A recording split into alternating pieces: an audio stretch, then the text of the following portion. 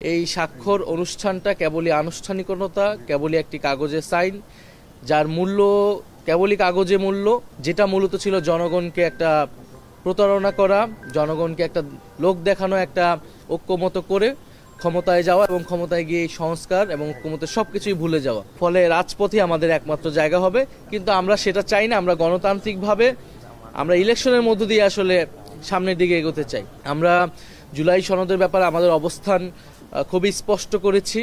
জুলাই সনদ যেদিন স্বাক্ষর অনুষ্ঠান হয় সেদিনই আমরা স্পষ্ট করেছি।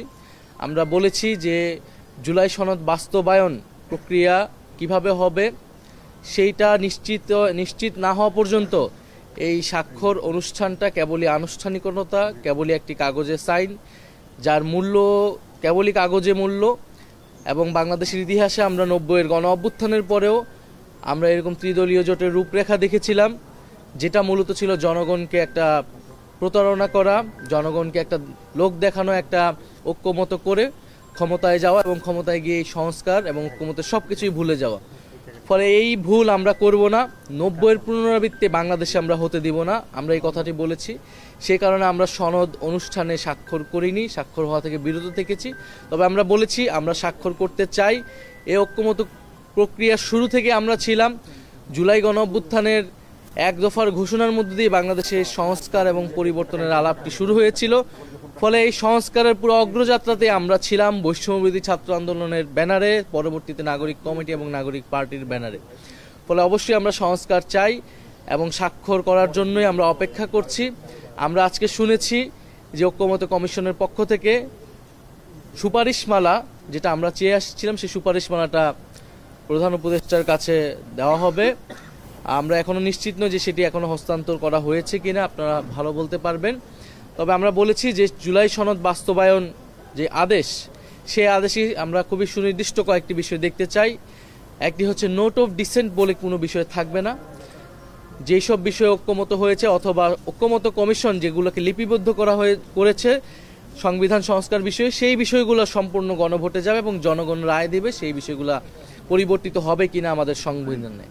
দ্বিতীয়ত আমরা বলেছি যে গণভোটের মাধ্যমে অনুমোদিত হবে এবং এই যে আদেশটা হচ্ছে ডক্টর মোহাম্মদ ইউনূস জারি করবেন, ডক্টর মোহাম্মদ ইউনূস কর্তৃক আসবেন। কারণ এই আদেশের বা এই সংস্কারের ভিত্তিটা হচ্ছে জুলাই গণ অভ্যুত্থান এবং জুলাই গণ অভ্যুত্থানের যে জনগণের সার্বভৌম ক্ষমতা।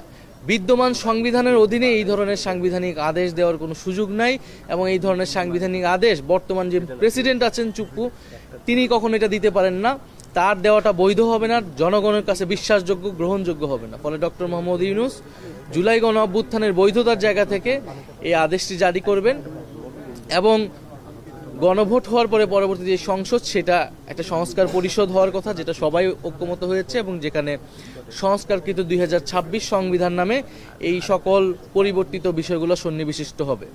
ফলে আমরা আশা করব যে জুলাই সনদ বাস্তবায়ন আদেশ বা যে সাংবিধানিক আদেশের কথা বলছি, আমরা আজকে যেটা বাস্তবায়ন করবে ঐক্যমত কমিশন, আমরা সেই বিষয়গুলো দেখতে পারবো এবং সরকারের জায়গা থেকে যখন সেই বিষয়গুলো নিশ্চিত করা হবে, সেই মাত্রই আমরা জুলাই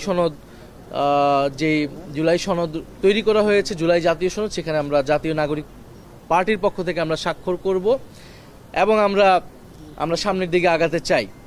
দ্বিতীয়ত হচ্ছে যে শাপলার বিষয়ে জিজ্ঞাসা, আমরাও এটা স্পষ্ট করেছি। শাপলা না দেওয়ার বিষয়টা নির্বাচন কমিশনের একটা স্বেচ্ছাচারিতা। কারণ সেই নির্বাচন কমিশন কোনো ধরনের ব্যাখ্যা ছাড়াই তার যদি একটা মনোবাসনা চাপিয়ে দিতে চায়, আমরা ধরে নিব নির্বাচন কমিশন অন্য কোনো শক্তির দ্বারা পরিচালিত হচ্ছে। এই নির্বাচন কমিশন স্বাধীন নয়, এই নির্বাচন কমিশন ন্যায় বিচার করতে সক্ষম নয় এবং এই নির্বাচন কমিশন আইন অনুযায়ী পরিচালিত হচ্ছে না, গায়ের জোরে পরিচালিত হচ্ছে। ফলে এই ধরনের একটি নির্বাচন কমিশনের অধীনে সুষ্ঠু নির্বাচন সম্ভব কিনা সে বিষয়ে জনগণের মধ্যে প্রশ্ন তৈরি হবে, আমাদের মনে প্রশ্ন তৈরি হবে। কিন্তু আমরা বলছি যে শাপলার যদি আমাদেরকে আইনি সাংবিধানিক ব্যাখ্যা দেওয়া হয়, তখন আমরা অন্য যে কোনো প্রতীকে নিতে প্রস্তুত আছি। তবে আমরা এখন পর্যন্ত মনে করছি যে এখানে কোনো আইনি বাধা নেই।